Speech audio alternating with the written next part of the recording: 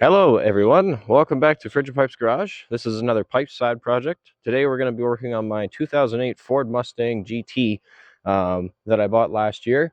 And in more specifics, we're going to be working on the brakes, since the factory stock brakes are warped and causing a horrible pulsation when you start to slow down.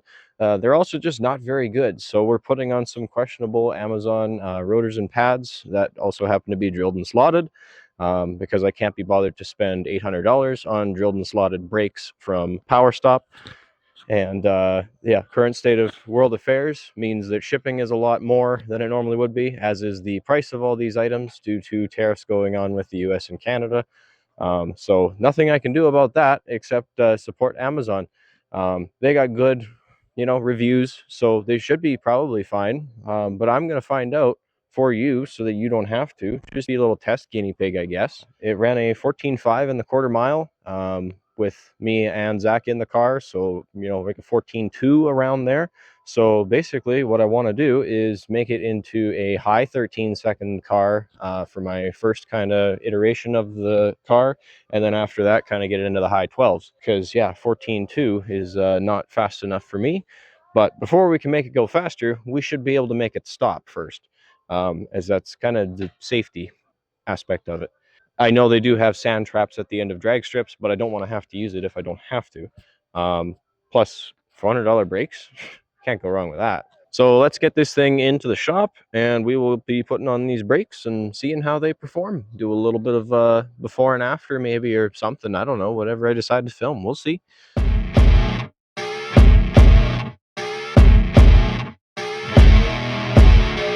Welcome back, viewers. It's a couple weeks later after having my brakes cancel for the front rotors. I've got the rear rotors here and the front rotors. They finally came. So these are the rear rotors.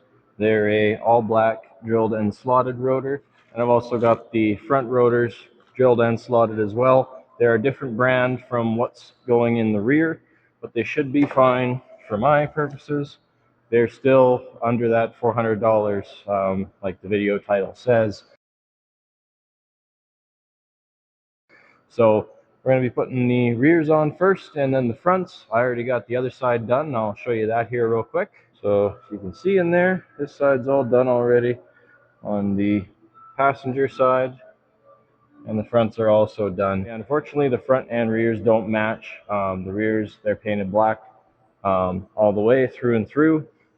And the fronts are just painted black in the vanes and then in the drilled holes for the cooling of the brakes or something, which is fine. The black's going to wear off with the rears anyways after I bed them in, which we'll be doing after this is all done. But basically, we're going to just start on this here. I was going to start on the front, but I decided I'd rather start on the rear.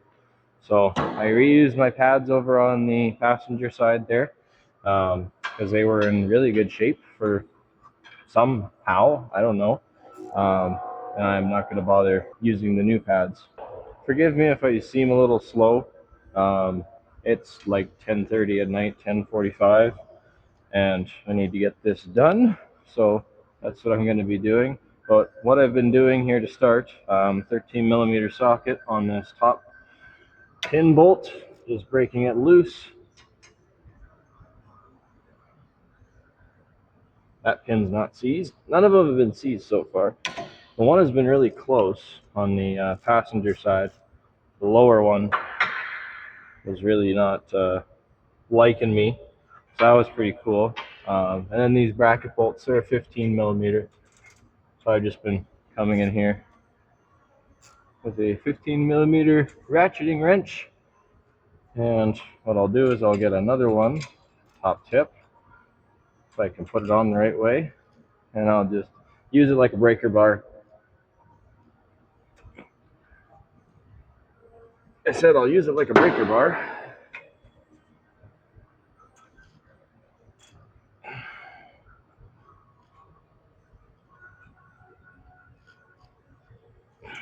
That one doesn't want to come off.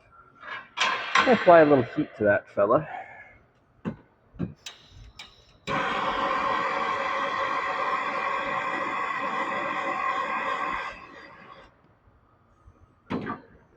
Looks like there's actually enough room to get a socket in there.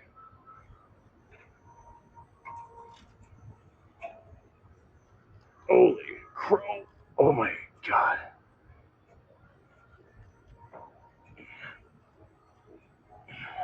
Sorry, I'm gonna be a door for a minute here while I get these broken loose.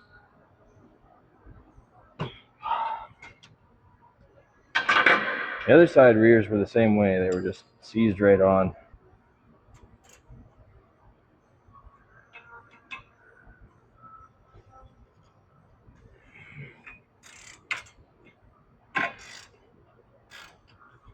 That one might have came loose with the heat.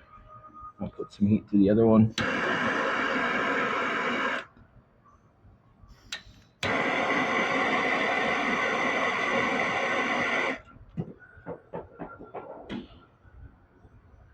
Only kind of a little bit difficult to do.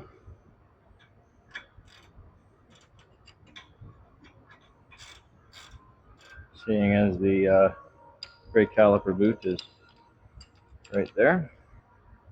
Definitely don't want to make a mess of that. There it is. Nice. That was easier said than done.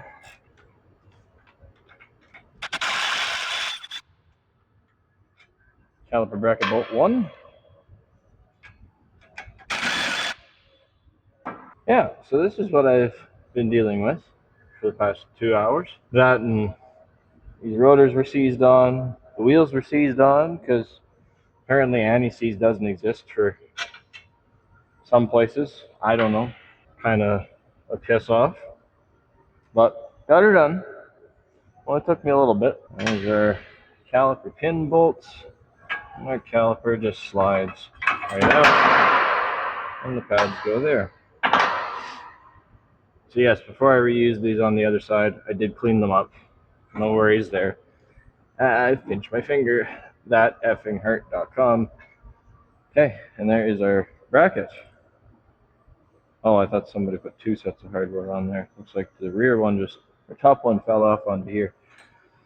So yeah, these pins right here, I'm going to be cleaning them up and lubing them with new ceramic lube. But before I do that, I'm going to take the old rotor off here, and it seems like it's come a little bit loose, thankfully. I'm just going to give it a little bit of heat here. Everybody loves fire. I'll even spice things up a little bit for you guys. Get some flame. Ooh, wow, look at that. Isn't that crazy? I'm just going to give it a big old tap.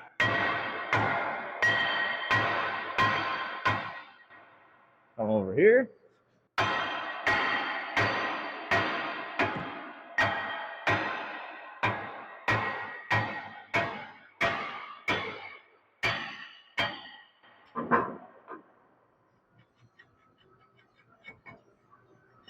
That wasn't bad. See, once you know what you're doing, it's not bad. I'm just going to clean this hub up with a wire brush and a buffer and throw some anti-seize on here.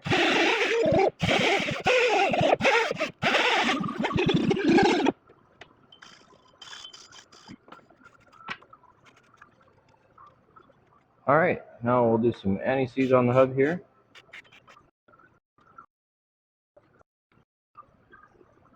Mustang's a 2008.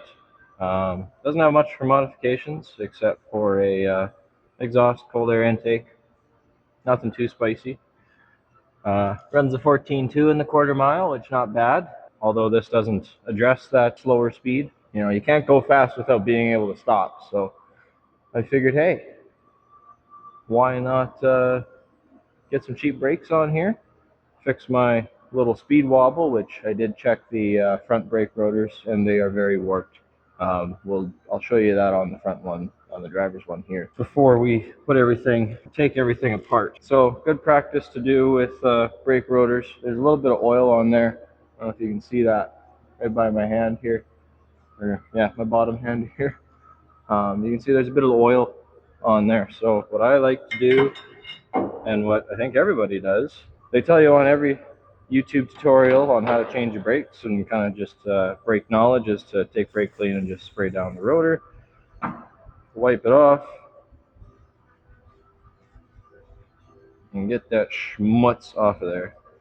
I like to do the inside part too, just to make sure there's absolutely nothing on there. Now the brake rotor is on. Bada bing, bada boom. Try not to touch the brake rotor as well, the surface you just freshly cleaned. But if you do, hey, brake clean's your friend.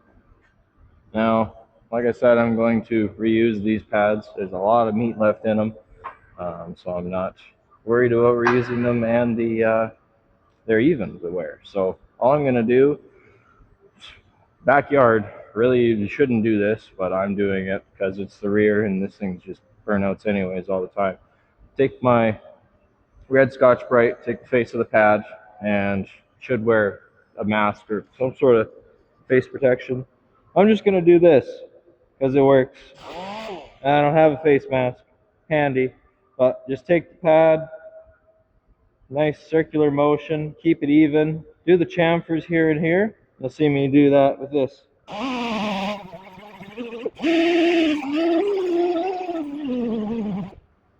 And boom, that gets any glazing off of there, just like that. And you can see these old ones, they're really shiny. And you can see the one I just refreshed is no longer shiny. Sorry, maybe you can't see that. There it is, there's the light. And this one's just got a little bit of shimmer to it. It's not as shiny. This one's not as, sorry, this one's more shiny than this one right here. So yeah, that's what I did on the other side. That's what I'm doing on this side. Flame me in the comments. Boom, fries are done. I was going to paint these brake calipers too, but time did not allow, which is whatever. So now I'm going to show you how to clean up your brackets. So follow me as we clean them near a wire wheel and some better equipment. All right, so on the bench here, I've just cleaned these up with the wire wheel, where the pad hardware goes, sliders, whatever you want to call them. Now, what I'm going to do is take the pins out, just give them a little twist, and yeah, these have probably never been done, grease changed out wise anyways. So take the boots off, lay them down the way they came off, and now what I'm going to do is kind of clean the outside of that, and take a cloth, clean the pins off best as I can by hand, and then give them little spritz of brake clean here as well, just to make sure they're all nice and fresh and ready for new grease, which I am using Permatex Ceramic Extreme Brake Lubricant. Not sponsored, but this is what I use. It's good for high temperatures, which I don't know if these brakes will ever see.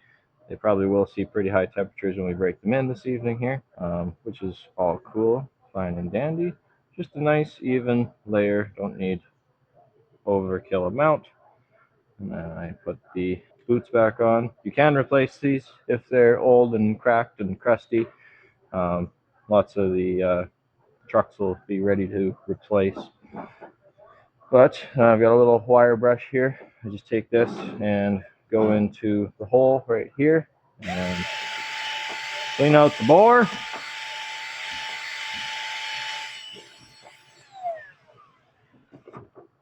Get all nice and in there, and throw some brake clean in there. Let it dwell for a little bit.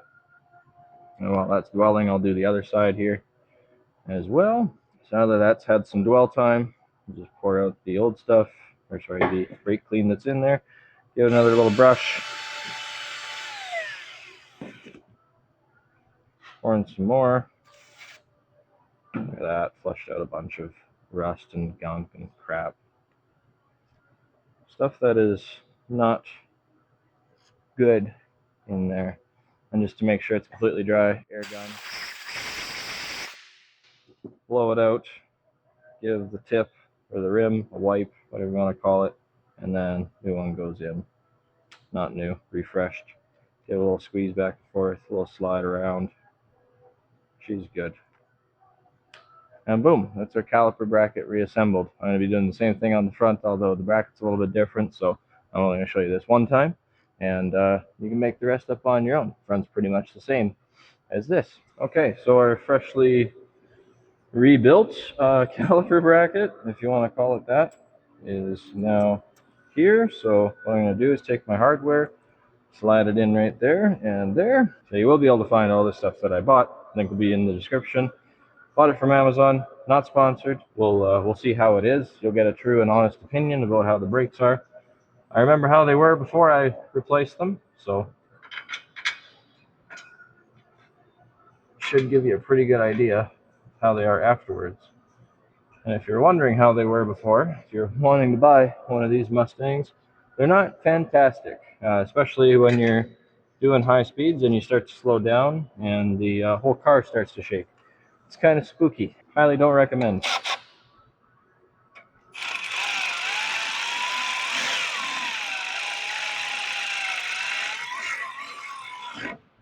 I learned my lesson the hard way with one of these ratchets. I was doing brakes and I was tightening up the caliper bracket, and I was on full torque, and my knuckles, after it caught, you'll see here what I'm talking about.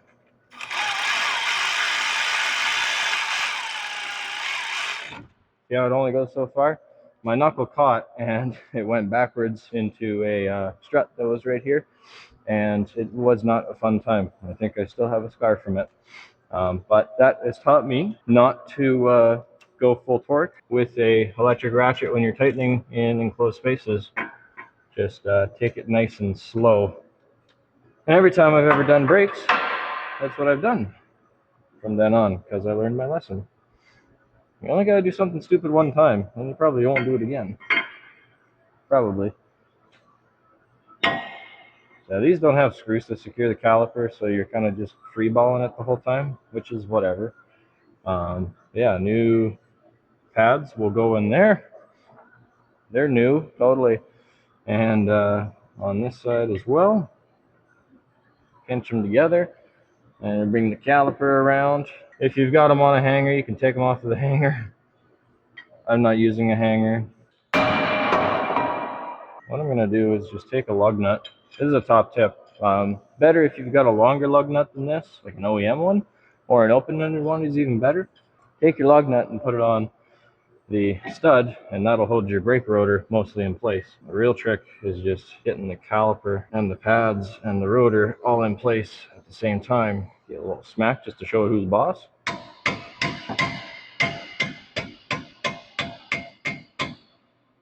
And of course, these are careful smacks to ensure that we're not sending anything out of place. I got one of those pin bolts in place. Now smack this other one on because it'll be on the same axis of rotation. Science. Get that one snugged up by hand. Switch back over to the 13.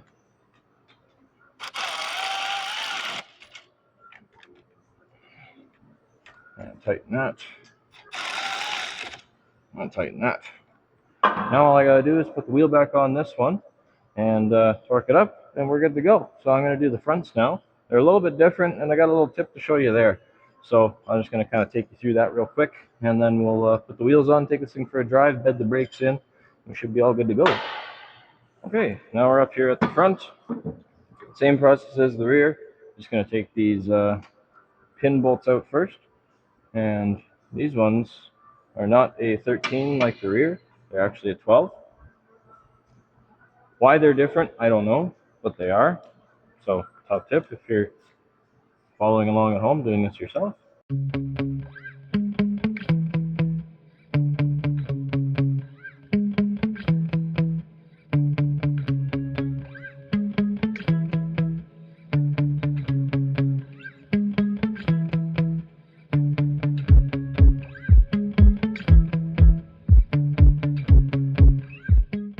Okay, so I'll add a little bit of heat here, get the hammer out and start whaling on this thing.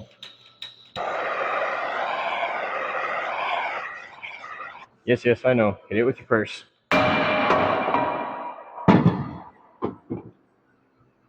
That is why they make holders. It's for that reason. Okay, time to hit it with the purse.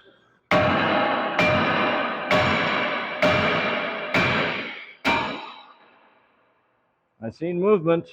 That's a good sign. Oh yeah, look at that, just like new. Okay, awesome. Just gotta clean this hub up, and then we'll do our bracket thing for the front and put the pads in, rotor on. You'll see me do that here all nice and fast like.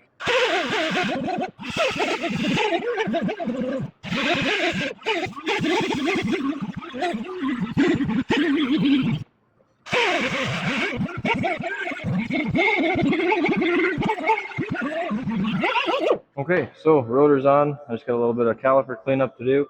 Then I will swing everything back together. And when I come back here, I'll be showing you my little caliper tip that I figured out from doing the other side. So stay tuned. So for the little tech tip here on the brake caliper installation for the pad hardware, these have tangs on them. They're a little bit smaller, or sorry, larger in the middle here, as you can see, and the tangs go on the outside of the caliper. So as you see here, they really only go on one way. They're a little bit of a tight fit, but once they're in, they get seated all the way. So as you can see, if I try and put it in the wrong way, it's going to leave a little gap right here and you're not going to be able to get your pad in. Long part right here in towards the inside of the brake, which towards the hub, leave that long side. As long as you follow that, you're pretty much golden. And they just snap right in there real nice and easy. So I'm going to finish this up here and get the caliper back in, the new pads, all that. I got Bosch front brake pads to go in. Part number right here, BC 1081. Don't order 1082 like I did. And have to wait another week for the right pads to show up. Boy, everything like wrong that could have gone wrong with this went wrong. But so far so good on the installation side of things anyways.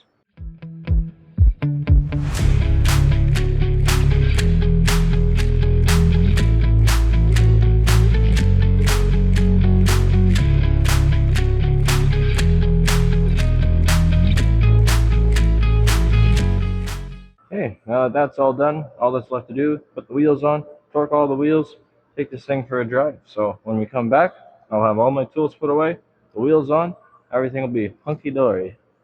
See you in a bit. Welcome back. It's a few days later. I've got the brakes all done on the Mustang here. They don't perform exactly how I thought they would. Also apologize about the looks. I'm wearing my Vans and my Vans hat because I guess I'm a Vans boy.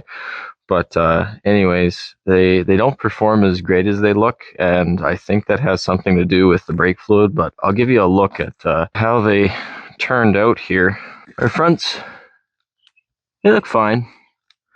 Seem to be doing the trick. The rears also, same thing. All that paint is off the rotors now.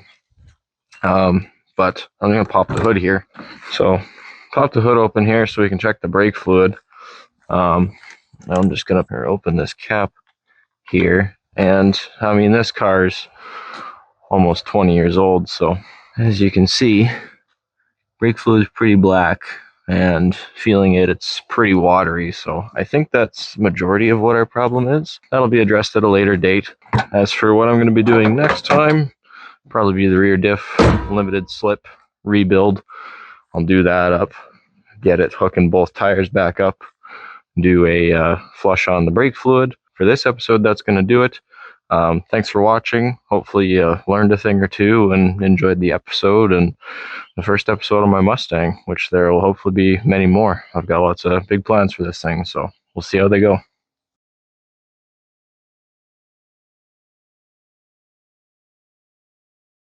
Science.